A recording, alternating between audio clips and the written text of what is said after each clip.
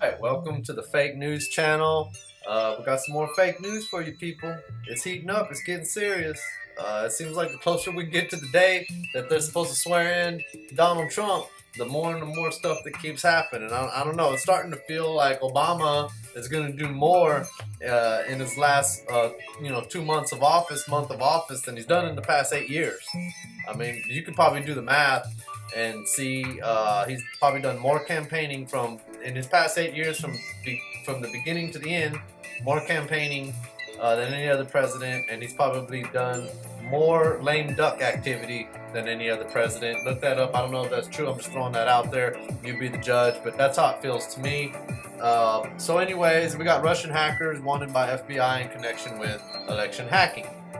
Alright, now I'm going to show you that things are not always what it seems when it comes to hacking. Okay, you have to understand this is some complex shit. A lot of ins and outs, okay? A lot going on.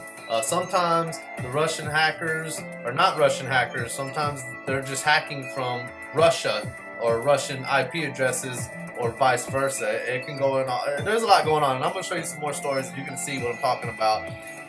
Do I think that the CIA have an agenda and they're, trying to manipulate the country and lying? No, I don't think that. I think that the CIA is giving they're doing their job.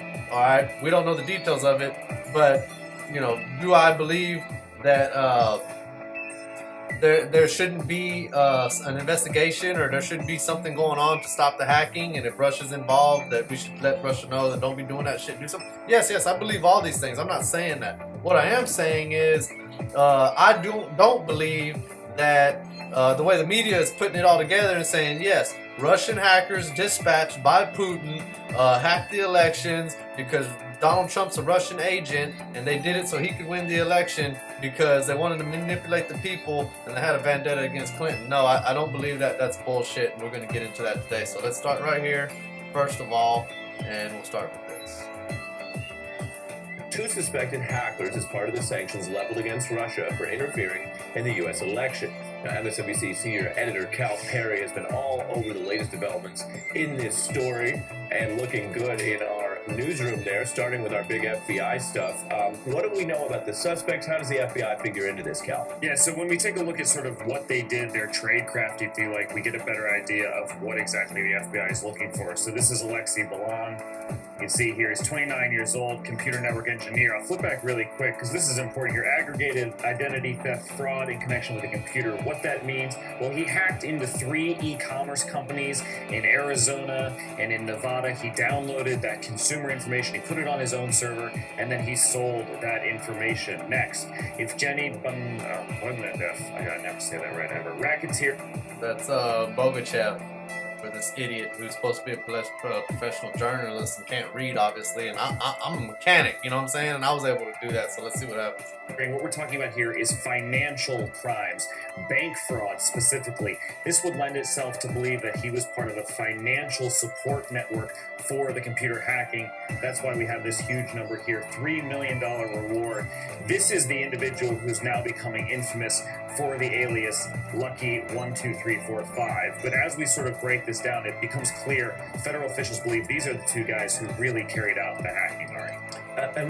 Alright, so there we go. These are the 2 guys that really carried out the hacking. They're looking for them. They're trying to find them. They believe these are the guys that did it. We don't know everything about it, but here's our suspect. So it's nice and neat.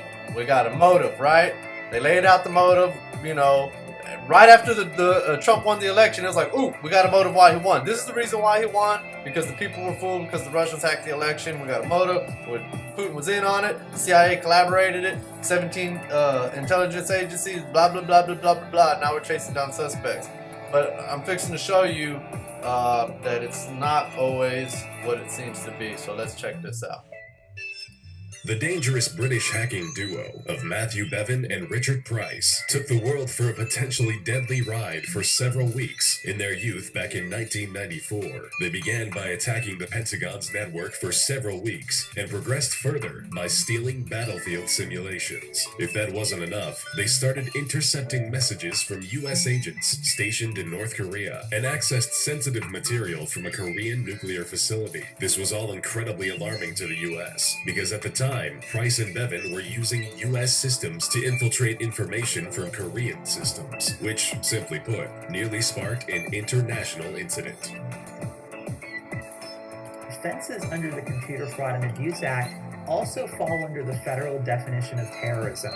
And when you look at it that way, it seems absurd that transmitting a Netflix username and password could be a federal terrorism offense.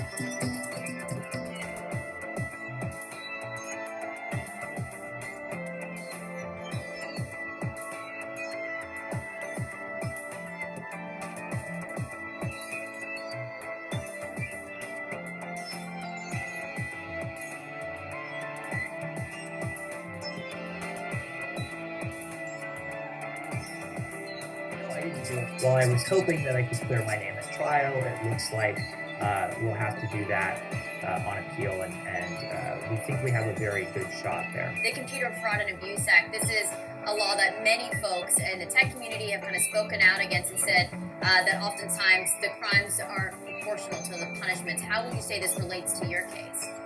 Well, I think if you look at the allegations in the case, and again, they're allegations that I flatly deny, but if you take a step back and you look at the allegations in this case, essentially for what amounts to a 40-minute defacement, I'm looking at 2 years in custody. And when you break it down, that's about 18 days for every minute that the story was apparently altered. And it was a story on tax cuts, as I understand it to be. It's a law that was drafted in the 80s and has basically been stuck in the 80s ever since. Because it was written so vaguely, understandably at the time, because computers were different and there wasn't as broad access to the internet as there is now, it's sort of been regressive instead of progressive over time. Lawmakers have found more encouragement into tightening these laws than in modifying them so that they have caught up with the times. So-called hacktivists have found themselves in hot water lately. We're going to highlight another case today. Hacker Weave, also known as Andrew Arnheimer, was convicted in November of violating the Computer Fraud and Abuse Act. Monday, he was sentenced to 3.5 years in prison. Arnheimer's crime, collecting more than 100,000 emails of iPad users thanks to a security loophole in AT&T's website. But he never sold or otherwise profited off the emails, instead exposing the security issue to AT&T. Now Arnheimer's fate is raising concerns that any form of security research on websites could result in prosecutions. Our web producer, Andrew. So you see, there's lots of ins and outs, lots of things when it goes on to hacking, when it comes to hacking. So don't think just because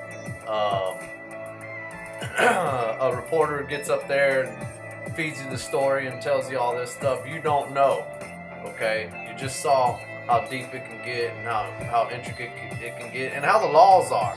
The laws are crazy, alright? I could easily show you lots of more examples where, I mean, for just doing something as simple as messing around on a computer, get you in a whole lot of trouble.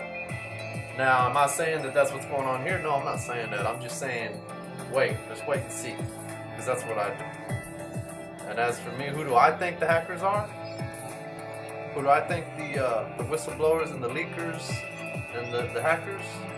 Well, I don't believe in coincidences, unfortunately, and also I don't think there's no such thing as an accident, and I have more faith in our national security and our military and our intelligence communities, and I think that they're actually pretty good at their job, and I find it very hard to believe that it's so easy for them to be hacked all the damn time. So that's me. Thank you for watching the Fake News Channel. Just putting this out there. If y'all like it, you want some more, you just come on back, and I'll feed it to you every day.